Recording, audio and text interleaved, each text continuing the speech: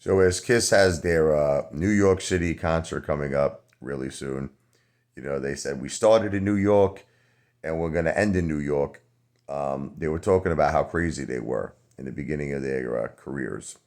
They would do anything. They were like, let me tell you something. We would hang outside the Empire State Building and we would pose for pictures. Well, I'm going to tell you a true story. It just made me think of something.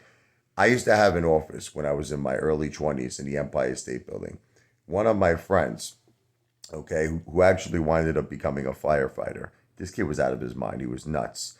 Now, first of all, before I explain the story to you, the Empire State Building was so old. They didn't have anything to protect the windows. So in other words, I was on the 40th floor. You're talking 40 stories up. You could literally, there were these big, gigantic, very old, crusty, rusty, like windows. And it was like huge windows that literally even my body could fit through. And you could just open up the window all the way to the top. It was crazy, right? That they, for their tenants, that they did this. You could literally open up the window and it was just open space. Like that literally, you could say, booyaka, mother effer. You could just jump, free fall. Now I'm free falling. Anyway, you're like, hey, Father, did you do it? No, I didn't do it. But one of my crazy effing friends, as I said, who went on to become a firefighter, opened up the window and he actually went outside the Empire State Building and was holding on, to these rusty, crusty, what would you even call that? The bottom of the window. It was like rusty.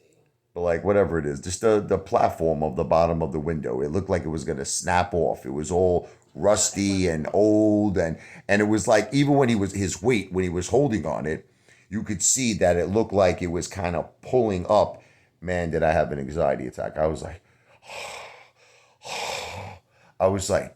Jennifer, get him out. I couldn't even watch it. I was like, get him out, get him back in the building. And we all went to hula hands after that. They had the hula hands outside the Empire, and we all got we all got drunk that night. And what happened was my other friend, John. Yes, I did have friends. They were all thinking, you had friends, eh, Father? Yeah. Tell them, Jennifer. Tell them before I was married.